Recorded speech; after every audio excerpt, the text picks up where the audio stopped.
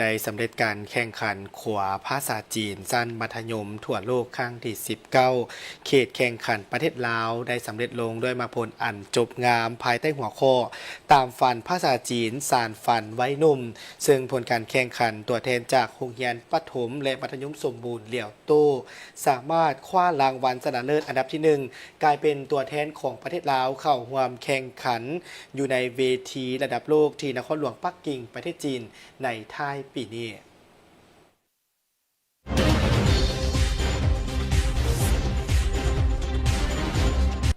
การแข่งขันขัวภาษาจีนสั้นมัธยมทั่วโลกครั้งที่19ได้จัดขึ้นในวันที่5มิถุนายนปี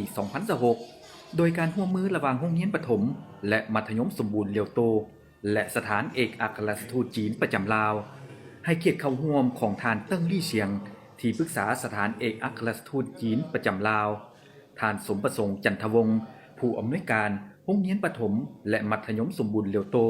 พร้อมคณะผู้บริหารและภาคส่วนที่เกี่ยวข้องนับตั้งแต่ปี 2008 เป็นต้นมาการแข่งขันขัวภาษาจีนได้จัดขึ้นอยู่ลาวเป็นประจำทุกปีและได้ร่วมเดินทางกับสาวหนุ่มเยาวชนลาวหลายคนสำหรับปีนี้มีหัวข้อคือตามฝันภาษาจีนสานฝันไว้หนุ่ม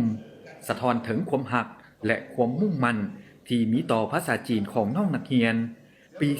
2026 เป็นปีที่มีความหมายแห่งการสร้างตั้งสายพัวพันธ์การทูตลาวจีนครบรอบ65 ปีเหตุให้ภาษาจีนยิ่งกลายเป็นขัวต่ออันสำคัญ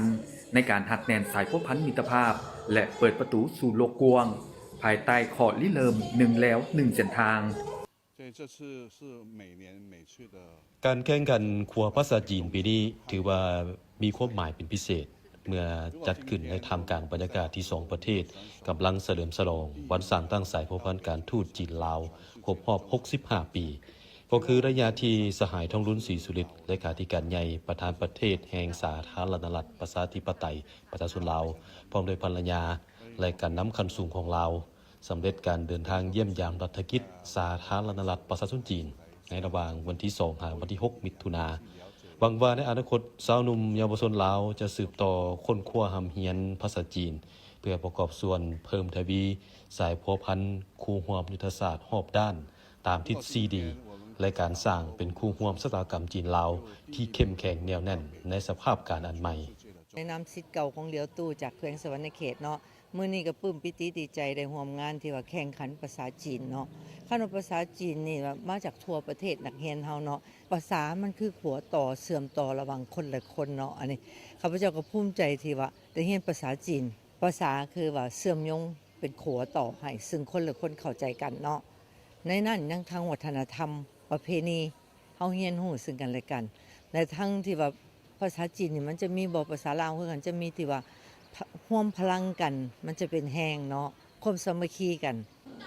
รอบชิงชนะเลิศในปีนี้แม่นการแข่งขันของตัวแทนนักเรียนดีเด่น17น้อง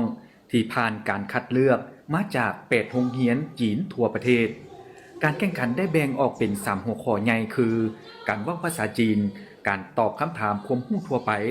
และการแสดงความสามารถพิเศษทางด้านศิลปะวัฒนธรรมจีนซึ่งนักแข่งขันแต่ละน้องได้งานเอาความสามารถออกมาแสดงอย่างมีสีสัน